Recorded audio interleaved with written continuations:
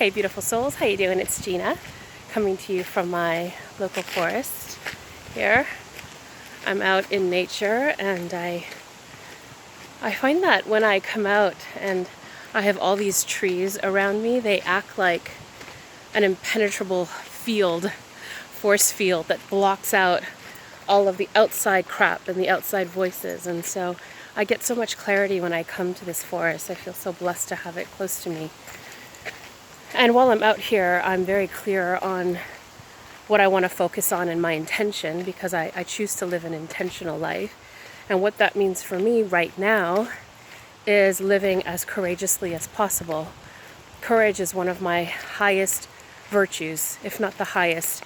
Maya Angelou says that courage is the most important virtue because without it we really can't practice any other virtue. We can't really be loving or compassionate or empathetic or caring or any of the things that we want to be if we don't first have our legs grounded in courage, because it requires courage to demonstrate all those other virtues. So here I am wanting to live a courageous life, and when I get really clear about what that means for me right now, one of the big things that come up for me is to not apologize for what I need.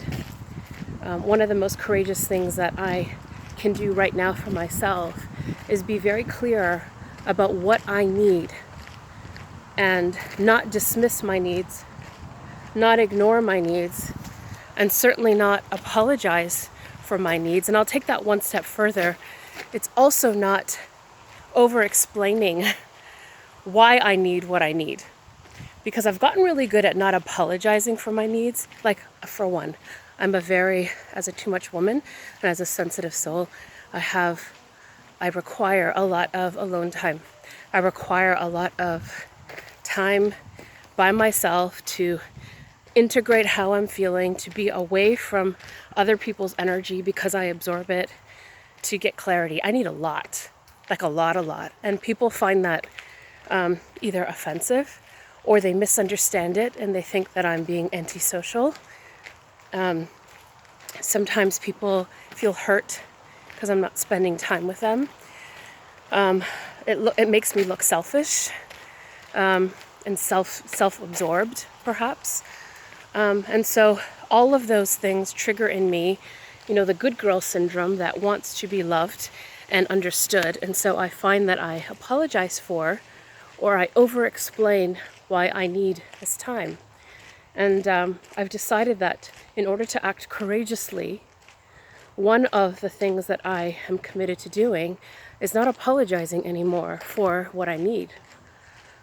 In order to serve the world, my family, myself, my children, my community, in the way that I want to, that I choose to, it requires me to have this time by myself. A lot of it. And so it ebbs and flows. Sometimes it's a lot, like when I'm on tour. And sometimes it's little pockets, but it's what I need. And I'm not sorry. You hear me? Do you hear me? I'm not sorry for what I need.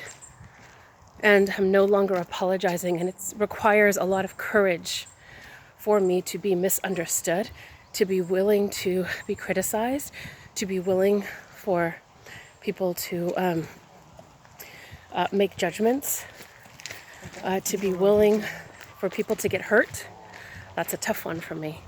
People to get hurt, people to be really offended.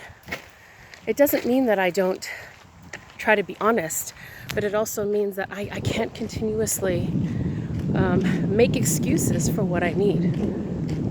This is me. I at this age, for me, here's what's so glorious about aging. 44, I know what I need. I know what this girl needs in order to function optimally. And I slip constantly. And when I slip, everybody feels the repercussions of that. And so I'm just clearly in a space where courage for me means not apologizing for what I need. And this is what I need. So my question to you is, how does courage show up for you? What would it look like for you? What would living courageously mean for you? Let me know below. Loving you.